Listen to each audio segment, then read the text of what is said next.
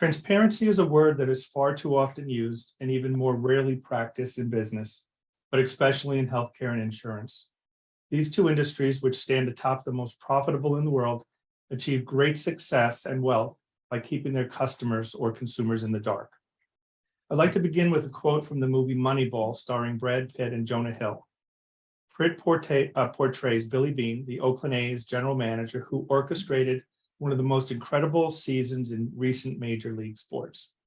The quote is by John Henry, the owner of the Red Sox, who summoned Billy Beane to Boston for an interview after witnessing what Billy did in Oakland. John Henry: I know you are taking it in the teeth, but the first guy through the wall, he always gets bloody, always. This is threatening not just a way of doing business, but in their minds, it's threatening the game. Really what it's threatening is their livelihood, their jobs. It's threatening the way they do things. And every time that happens, whether it's the government, a way of doing business, whatever, the people who are holding the reins, they have their hands on the switch. They go batshit crazy. While the A's didn't win the World Series, they changed the game forever by using data to construct a team of misfits for the fraction of the cost of the perennial top teams.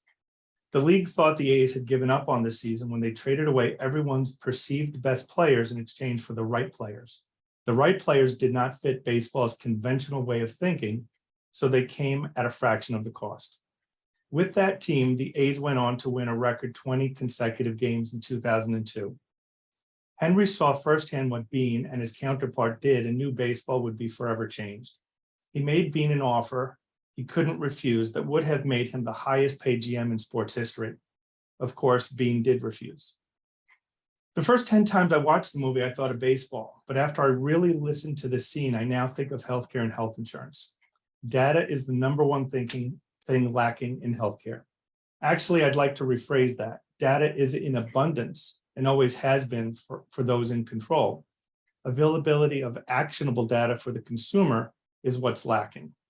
As a result, the American healthcare consumer has been relegated to the stands, to be a bystander while those in control reach unfathomable profits.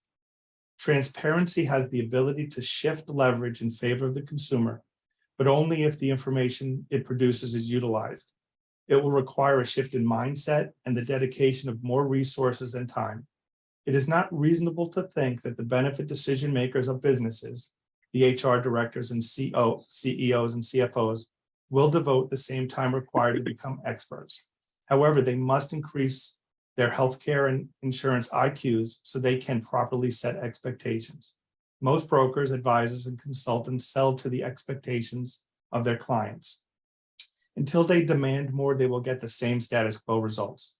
I believe the advisor's role is to help our clients set new expectations of their plans, their partners, and their insurers.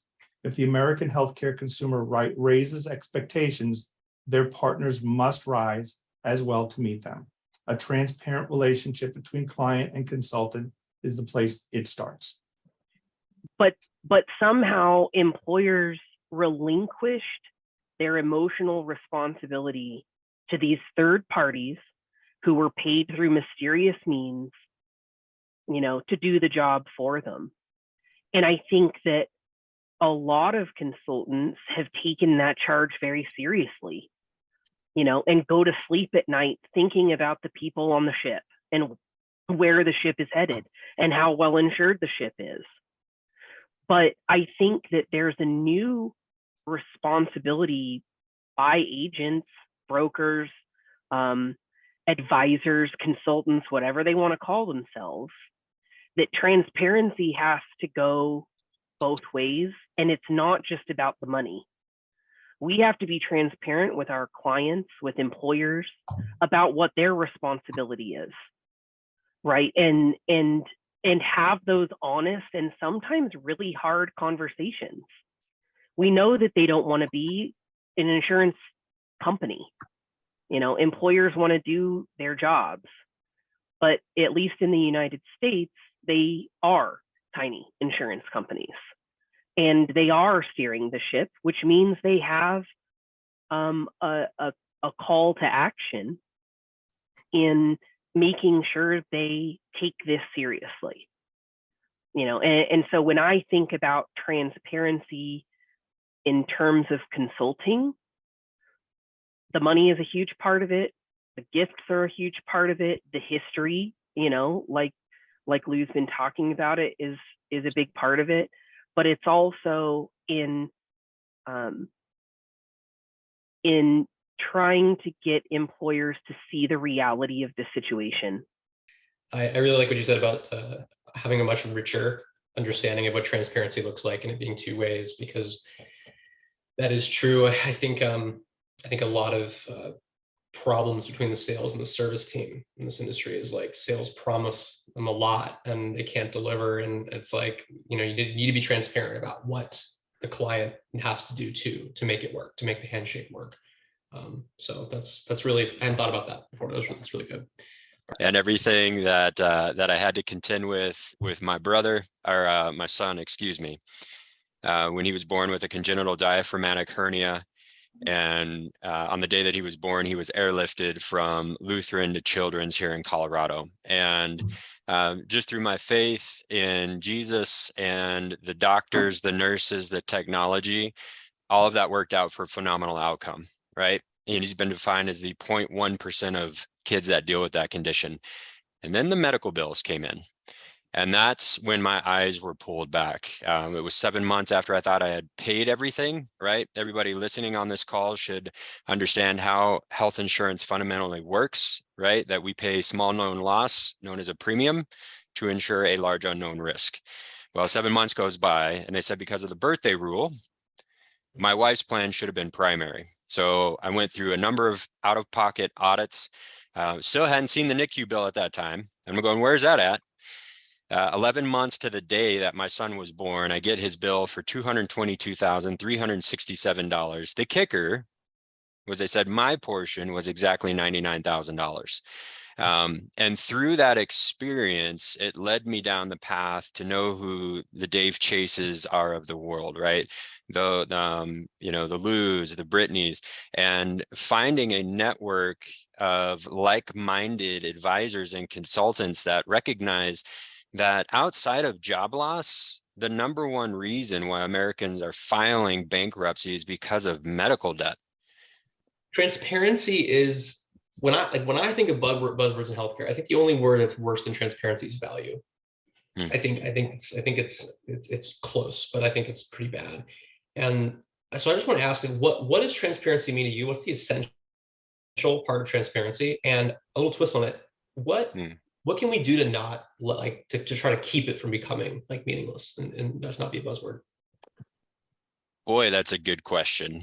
And I think for the reality for transparency is that you're level setting up front, right? And recognizing what the industry is. And that seems to be the best approach to get employers to care. That is an interesting path to go down, because if you come in, and I've made this mistake before, and you just come in and you start saying that the baby's ugly, right? What they've been doing for the last 20 some years, that, their broker's totally not aligned and they're getting paid a percentage of premium. And how could you be so stupid? Not going to be received well. So the idea of transparency, I would go back to that Mark Twain quote, right?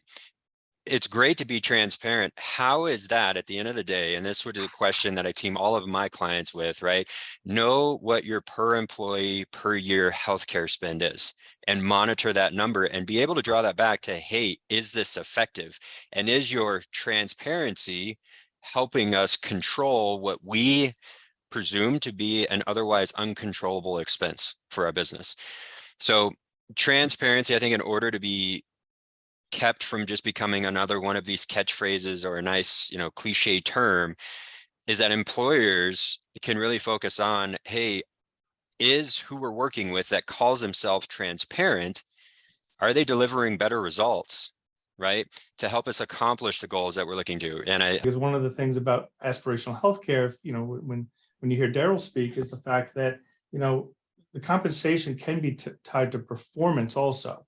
And I'm not necessarily embracing that methodology, but I think it's a good start. I think it starts a conversation. It opens up a dialogue, and there's certainly a lot of different type of brokers and consultants and advisors that are motivated.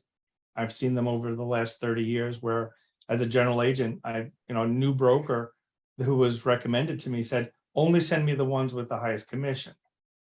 And I very nicely would tell them, please lose my contact information, because it wasn't in line with my beliefs, right? My standards. So, I think it's a start. I think a lot of what's happening is a start. And I think a lot of it in many ways is just throwing things up against a fan and see what's going to stick, right?